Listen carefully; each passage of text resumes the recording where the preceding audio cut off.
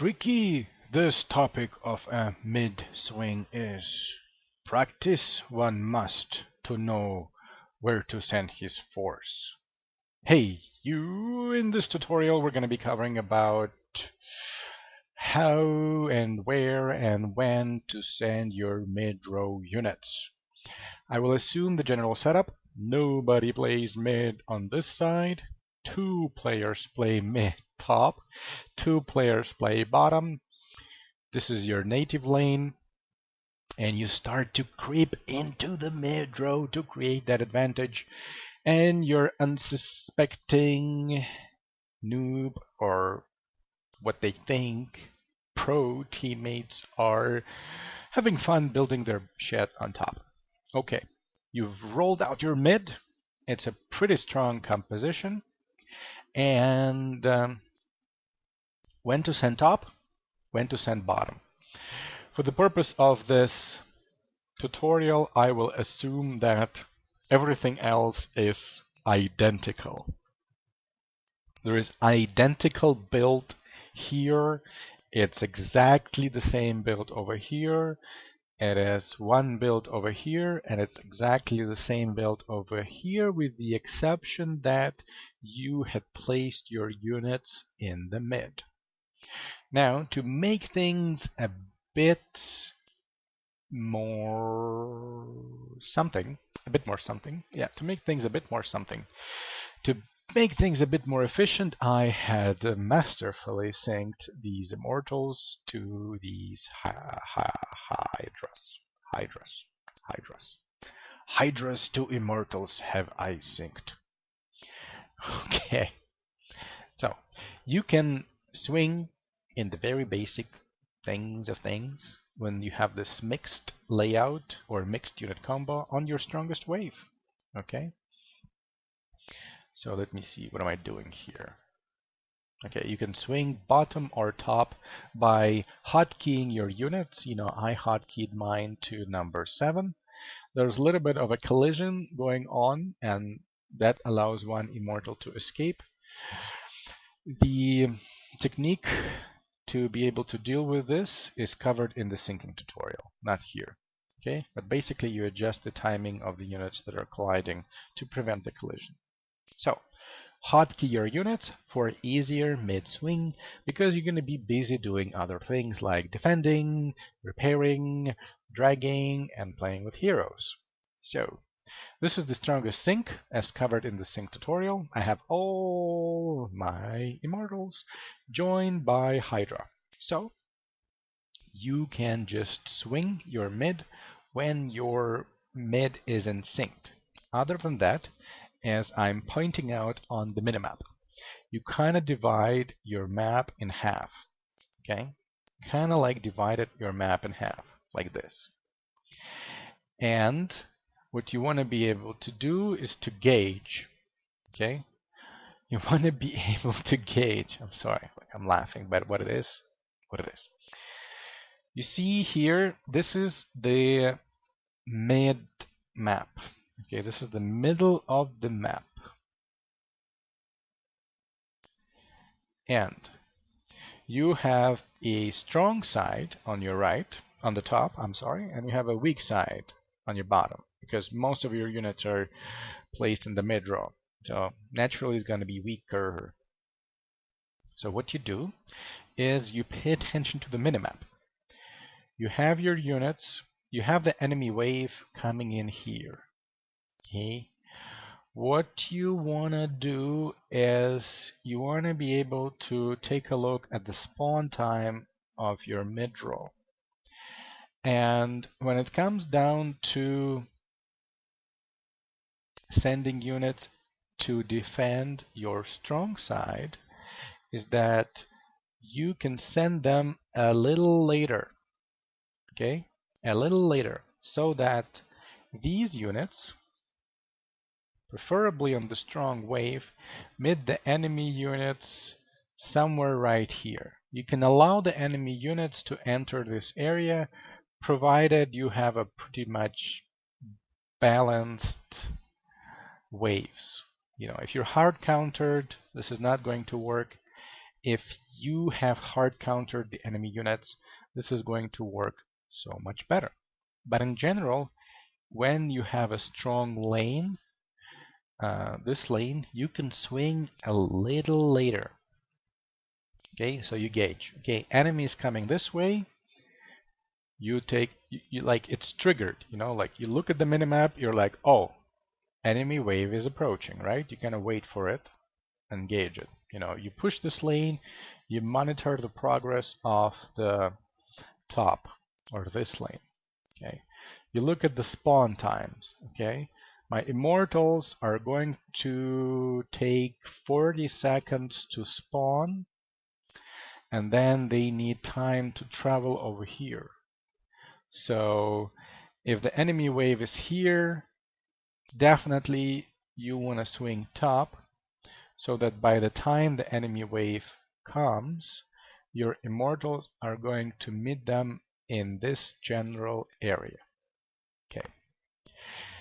By doing this, you will be able to successfully turn the strong side, because you have two players sending their wave over here, and you are sending your strong synced mid-row units over here. You're going to be able to turn them down. And what I'm writing is, like, you can, like, to keep things very, very simple, you can just swing your mid when your sync is strong. Okay, so this will send, you know, like, first strong wave that's going to be able to defend itself very, very effectively, and then you're going to follow up with two lighter waves, and then you swing another strong wave top, follow up with a few lighter waves, you swing bottom, and it's a pretty effective mid swing for starters or for basics.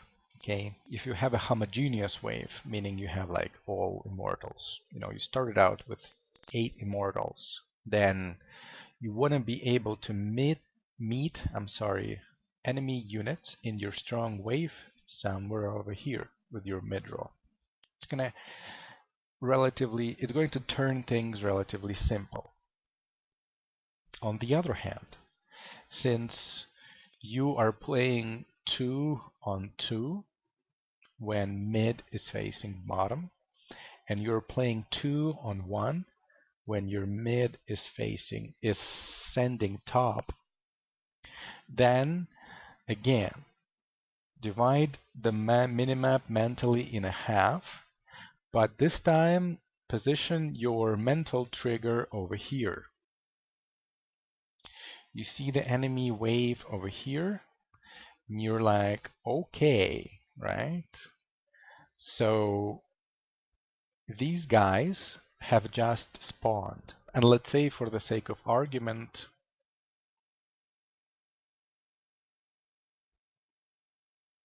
let me wait for the sake of oops.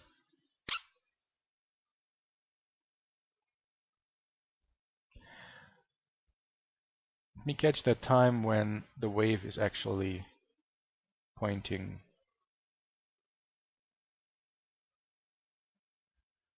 north or top.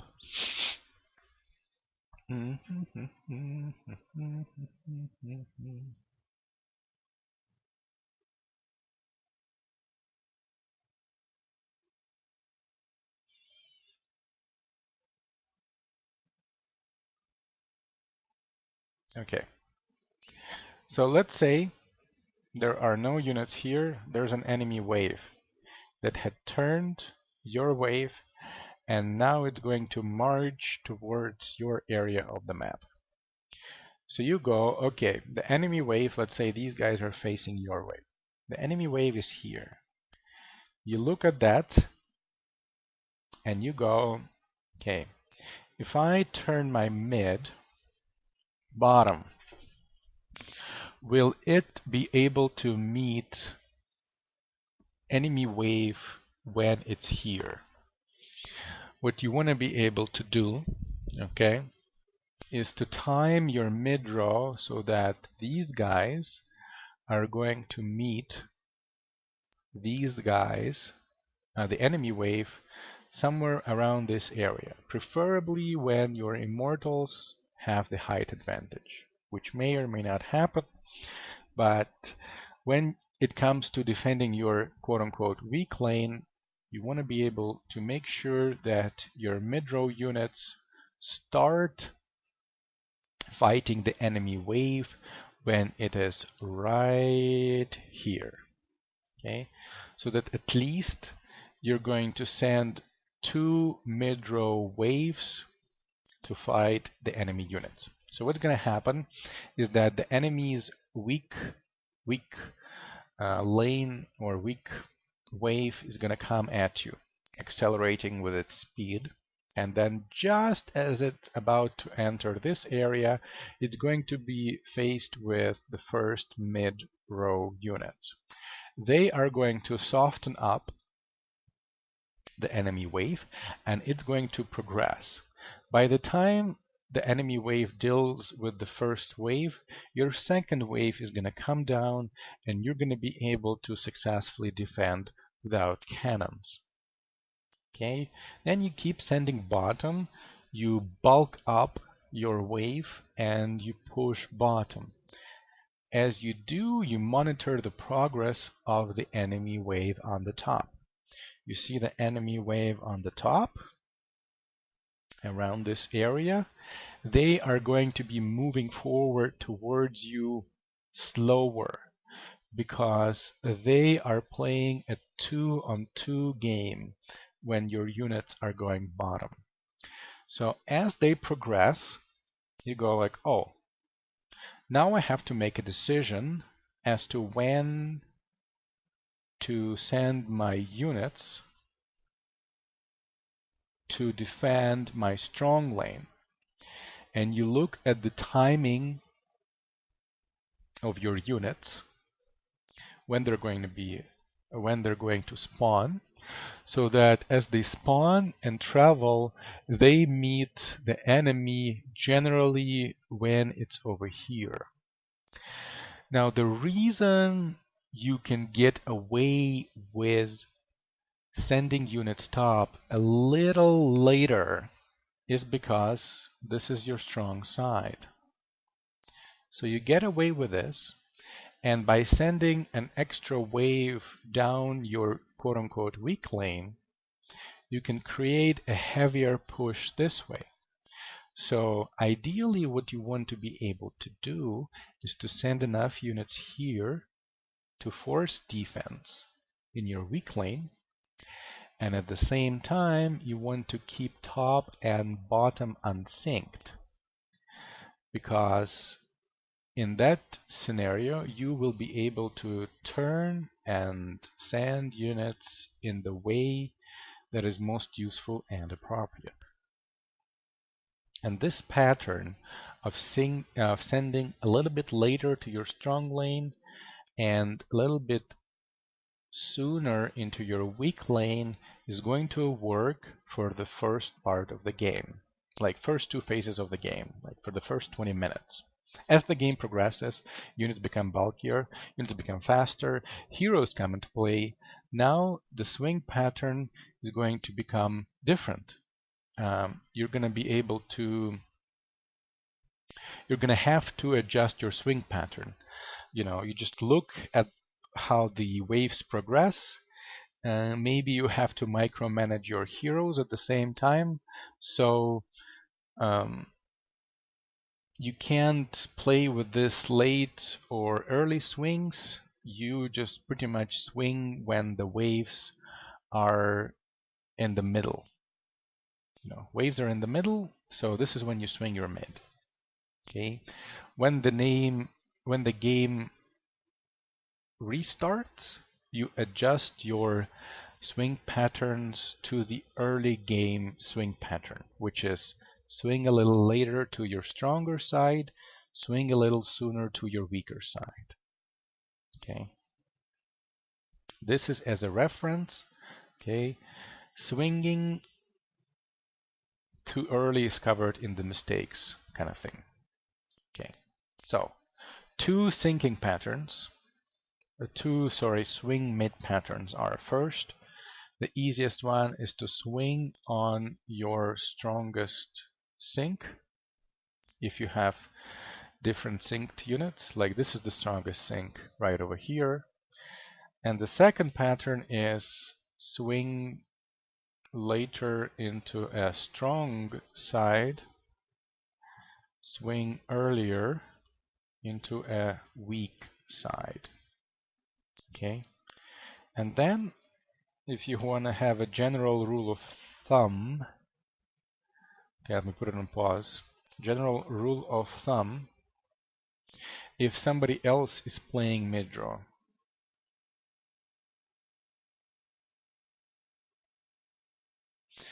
else is playing mid, then you send to the winning side. Okay, you send to the winning side and you swing your mid at the time that you can successfully turn the enemy wave. Okay, so swing mid when you can successfully turn enemy wave. There are factors. Factors are who is countering whom. Okay? This is one of the things that you want to evaluate. Who is countering whom? The second thing is heroes. Okay? Where are heroes? What are the type of heroes and what are they doing? And the third one, let me think about it. So you want to be able to your defense skills. Okay, so the stronger your defense skill is, the better you're going to be able to cover your mid-swing mistakes. And you can get away with later swings. That means if you're sending your mid to defend a lane later, that means you're going to be able to put more pressure and put more overload on the other side. I hope this is clear. I think this is going to become much clearer with practice, and I think I'm going to add a few games with in-game commentary and the rationale behind my decision making when it comes to swinging mid-draw. Some people treat swinging mid as a rule of something, you know, they have a rule as to when to swing mids. I tend to treat it as a decision. And what happens later on, you have to have a feedback loop. Feedback loop. Every successful decision-making strategy is to have a feedback loop. So what happens is that you go and you say, okay, this was my swing pattern for that game, and it achieved this outcome. Am I happy with the outcome, or can I do something differently? You know, if you're happy, you say, okay, these are the things I've done right, or you picture the things you've done right. If, for example, your mid-swing pattern forced a cannon or a nuke, you go, okay, how can I adjust my swing pattern to make my game better? You start out with like having this as a reference, and then you're like, okay, this is my strong lane, so I can pay attention to when to swing my mid when the enemy is across the midline. This is my weak lane, so I'm going to pay attention as to when to swing my mid lane a little sooner. The game progresses, so you adjust your swing pattern to about the middle of the game.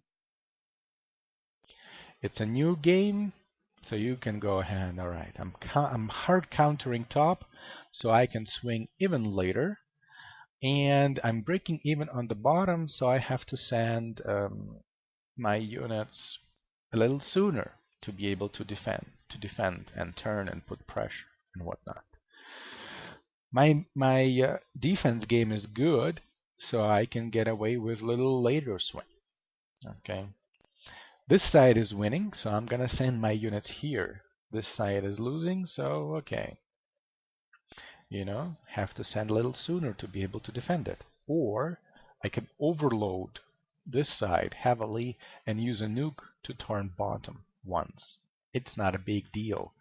Nuke is not something that you desperately hold on to and not give it away at any circumstances. Okay? Nuke is a strategic element of the game. Yes, you will use it most of the time when you learn the game to defend yourself.